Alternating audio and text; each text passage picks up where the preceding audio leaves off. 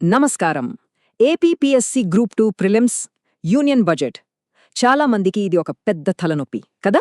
కానీ అసలు విషయం ఏంటంటే బడ్జెట్ను గుడ్డిగా బట్టి పట్టడం మన పని కాదు. మన పని ఏంటంటే ఎగ్జామినర్ మనకోసం సెట్ చేసే ట్రాప్స్ని కనిపెట్టి వాటిని బ్రేక్ చేయడం. సో ఈ సెషన్లో మనం మెమరీ మీద కాదు, క్లారిటీ మీద ఫోకస్ చేద్దాం. సరేనా? పదండి మొదలు పెడదాం. చూడండి, చాలామంది అభ్యర్థులు చేసే పెద్ద తప్పు ఇదే. ఎడమవైపు చూడండి. ఆ ఓవర్ థింకింగ్ అనేది ఒక స్పైడర్ వెబ్ లాంటిది. ప్రతి నంబర్, ప్రతి ఫ్యాక్ట్ వెనకాల పడి అందులోనే ఇరుక్కుపోతారు. కాని మనమలా చేయకూడదు. మనం కుడివైపు చూడండి. ఎగ్జామినర్ బ్లూ ప్రింట్ని ఫాలో అవ్వాలి. సింపుల్గా చెప్పాలంటే మనం స్టూడెంట్లా కాకుండా పేపర్ సెట్ చేసే ఎగ్జామినర్లా ఆలోచించడం స్టార్ట్ చేయాలి. ఈ ఒక్క మైండ్ సెట్ షిఫ్ట్ చాలు. అదే మన సక్సెస్కి ఫస్ట్ స్టెప్. ఇదిగోండి, ఇదే మన మెంటల్ రూల్. దీన్ని బాగా గుర్తుపెట్టుకోవాలి. మనం బడ్జెట్ చదివేటప్పుడు ఒక ఎకానమిస్ట్లా థీరీలు వెతకూడదు. ఒక ఎగ్జామినర్లా ట్రిక్ ఎక్కడ పెట్టాడు అని వెతకాలి. అంటే పెద్ద పెద్ద కాంప్లెక్స్ రూల్స్ వదిలేయండి. ఫోకస్ అంతా దేనిమీదుండాలంటే థ్రెషోల్డ్స్, అంటే ఏవైనా లిమిట్స్ మారాయా, టార్గెట్ ఆడియన్స్ ఎవరు, ఇంకా ట్రెండ్స్ ఎలా ఉన్నాయి, అంతే. ఈ చిన్న మార్పుతోనే మనం గేమ్లో ముందుకెళ్తాం. ఓకే, ఇక సెక్షన్ 1లోకి వెళ్దాం. ఇక్కడ మనం ఎగ్జామినర్ మనల్ని ఇబ్బంది పెట్టడానికి వేసే 6 రకాల ట్రాప్స్ని ఎలా డీకోడ్ చేయాలో చూద్దాం. మొదటి ట్రాప్, మల్టీ స్టేట్మెంట్ క్వశ్చన్స్. దీన్నే మనం కర్తవ్య డెకాయ్ అని పిలుద్దాం. ఇక్కడ చీట్ కోడ్ చాలా సింపుల్. మన బడ్జెట్కి 3 పిల్లర్స్ ఉంటాయి: గ్రోత్, కెపాసిటీ, ఇంకా ఇన్క్లూషన్. మీకు ఇచ్చిన స్టేట్మెంట్ ఈ మూడింటిలో దేనికిందుకు రాకపోతే ఆలోచించకుండా దాన్ని ఎలిమినేట్ చేసేయండి.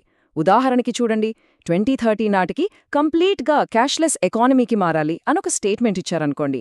వినడానికి చాలా అఫీషియల్గా ఉంటుంది, కానీ ఇది మన 3 థీమ్స్లో దేనికి సంబంధం లేదు. So it's a trap. Simple. ఇక trap number 2, the decimal trap. ఇది డేటాతో ఆడుకునే గేమ్ అన్నమాట. ఎగ్జామినర్స్ ఏం చేస్తారంటే సింపుల్గా ఇయర్స్ని స్వాప్ చేసేస్తారు. అంటే 25, 26 కాపెక్స్ నంబర్ని 26, 27 అని ఇస్తారు. మనం అక్కడే కన్ఫ్యూజ్ అయిపోతాం. సో ఇక్కడ మన ఫ్రెండ్ ఎవరంటే ట్రెండ్. మీరు ఎగ్జాక్ట్ నంబర్ గుర్తుపెట్టుకోకపోయినా పర్లేదు, కానీ సంవత్సరం ఇంకా ఆ ట్రెండ్ ఎలా ఉంది, పరిగిందా, తగ్గిందా అనేది మాత్రం ఖచ్చితంగా గుర్తుండాలి. ఉదాహరణకి కాపెక్స్ పెరిగింది, ఫిస్కల్ డెఫిసిట్ తగ్గింది.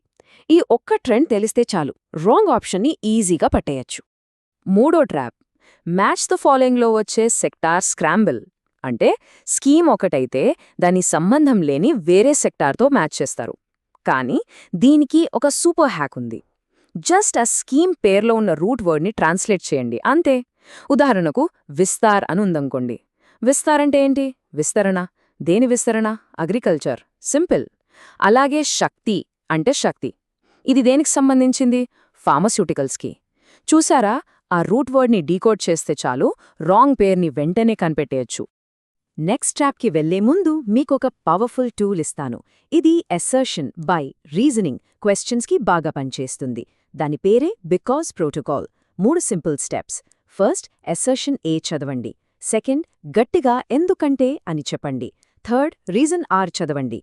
ఇప్పుడు ఆ రెండింటి మధ్య లాజికల్ కనెక్షన్ ఉందో లేదో చెక్ చేయండి, అంతే. ఇప్పుడు చూద్దాం ట్రాప్ నంబర్ 4, ఫాల్స్ కాజేషన్. ఇది చాలా ట్రిక్కీగా ఉంటుంది. ఎగ్జామినర్ ఏం చేస్తారంటే 2 కరెక్ట్ ఫ్యాక్ట్స్ తీసుకుంటారు, కానీ వాటి మధ్య సంబంధం ఉండదు. వాటిని లింక్ చేసి మనల్ని కన్ఫ్యూజ్ చేస్తారు. ఇక్కడే మనం బికాస్ ప్రోటోకాల్ ఉపయోగపడుతుంది. ట్రై చేద్దామా? అజర్షన్ ఏ, ప్రభుత్వం డెట్ టు జీడీపీ రేషియోని తగ్గిస్తోంది. ఎందుకంటే reason R, lithium ion cells మీద కస్టమ్స్ డ్యూటీ తీసేశారు. ఇప్పుడు ఆలోచించండి, ఆ 2 స్టేట్మెంట్స్ కరెక్టే కావచ్చు, కానీ ఒకదానికొకటి కారణమా? అస్సలు కాదు.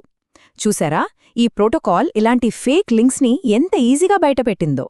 ట్రాప్ నంబర్ 5, ఆడ్ వన్ అవుట్లో వచ్చే మిస్సింగ్ సిస్టర్ డికాయ్. ఇది చాలా కామన్ ట్రాప్. ఉదాహరణకు బౌద్ధ సర్క్యూట్లో 6 స్టేట్స్ ఉన్నాయి. ఎగ్జామినర్ ఏం చేస్తారు? ఆ లిస్ట్లో లేని ఇంకో నార్త్ ఈస్ట్ స్టేట్ని యాడ్ చేసి ఇందులో కానిది ఏది అని అడుగుతారు. ఇక్కడ మన స్మార్ట్ వర్క్ ఏంటంటే ఉన్న 6 రాష్ట్రాల పేర్లు బట్టి పట్టడం కాదు, ఆ లిస్ట్లో లేని ఆ 2 రాష్ట్రాలు మేఘాలయ, నాగాలాండ్, వీటిని గుర్తుపెట్టుకోవడం చాలా ఈజీ.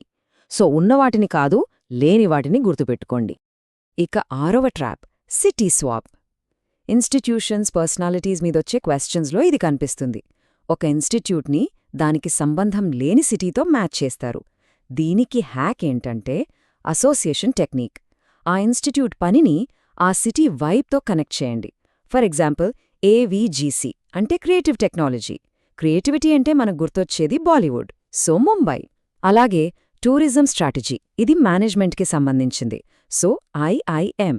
ఇలా కనెక్ట్ చేసుకుంటే మర్చిపోయే ఛాన్సే ఉండదు. రైట్, ఇక సెక్షన్ 2 ట్యాక్స్. ఈ టాపిక్ పేరు వినగానే చాలామందికి టెన్షన్ స్టార్ట్ అవుతుంది కదా.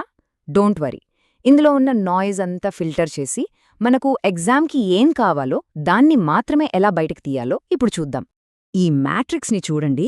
ఇది మన ప్రిపరేషన్కి ఒక గైడ్ లాంటిది. మన ఫోకస్ మొత్తం ఆ టాప్ రైట్ క్వాడ్రంట్ అంటే high impact, easy to test మీదే ఉండాలి. గుర్తుపెట్టుకోండి, ఎగ్జామినర్ మిమ్మల్ని పెద్ద పెద్ద అకౌంటింగ్ రూల్స్ అడగరు.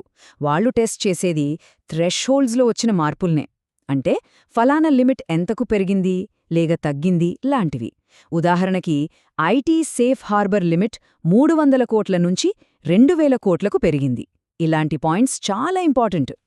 ఇప్పుడు ఇండైరెక్ట్ ట్యాక్సెస్, కస్టమ్స్ డ్యూటీస్ వెనకున్న లాజిక్ని పట్టుకుందాం. మీకు ఏదైనా ఐటెం మీద డౌట్ వస్తే మిమ్మల్ని మీరు ఒక సింపుల్ క్వశ్చన్ అడగండి.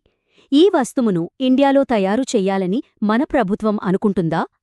ఆన్సర్ అవును అయితే దానికి కావాల్సిన రా మెటీరియల్స్ మీద డ్యూటీ తక్కువగా ఉంటుంది, ఎందుకంటే దాన్ని ఎంకరేజ్ చెయ్యాలి. సో పాలసీ లాజిక్ తెలిస్తే స్పెసిఫిక్ ఐటమ్స్ గుర్తుపెట్టుకోవాల్సిన అవసరం తగ్గుతుంది. ఓకే, ఇప్పుడు సెక్షన్ 3. ఇవి high probability flash card metrics. అంటే ఇవి డైరెక్ట్గా క్వశ్చన్ పేపర్లో కనిపించే అవకాశం చాలా ఎక్కువగా ఉన్న numbers.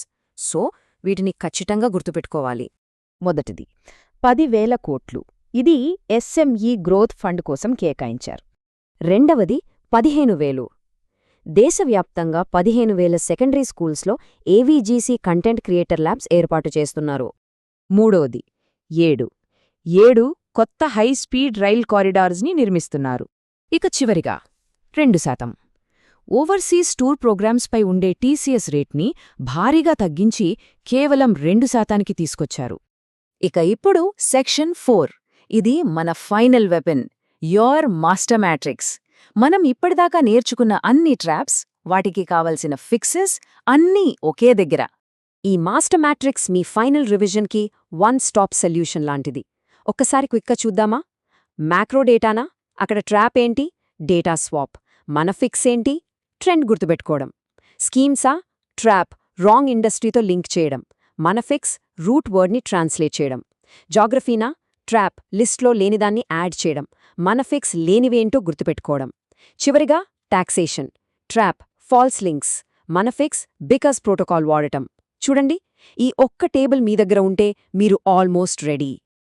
And finally section 5, the final briefing. ఎగ్జామ్కి వెళ్లే ముందు మీ మైండ్ సెట్ ఎలా ఉండాలో కొన్ని ఫైనల్ పాయింట్స్. ఈ 3 పాయింట్స్ బాగా గుర్తుపెట్టుకోండి. ఫస్ట్, బడ్జెట్ 30 పేజీలుందని భయపడకండి. అందులోంచి ప్రిలిమ్స్కొచ్చేవి మహా అయితే 15 క్వశ్చన్స్ మాత్రమే. సెకండ్, ఎకానమిస్ట్లా చదవడం ఆపేయండి. మనకు కావాల్సింది మ్యాక్రో థియరీ అర్థం చేసుకోవడం కాదు, కీ పాయింట్స్ని గుర్తించడం. అండ్ థర్డ్, మోస్ట్ ఇంపార్టెంట్, ఎగ్జామినర్లా ఆలోచించండి. వాళ్ళు 3 ఐటమ్స్ ఉన్న లిస్ట్లో 4వది యాడ్ చేస్తారు, లేదా నంబర్స్ని అటూ ఇటూ మారుస్తారు అని ముందే ఊహించండి. చివరిగా నేను చెప్పేది ఒకటే, ఆ మాస్టర్ మ్యాట్రిక్స్ని ప్రింట్ తీసుకోండి, రోజూ దాన్ని చూడండి, అనవసరమైన నాయిస్ని ఎలిమినేట్ చేయండి. And execute. అంతే, విజయం ఖచ్చితంగా మీదే.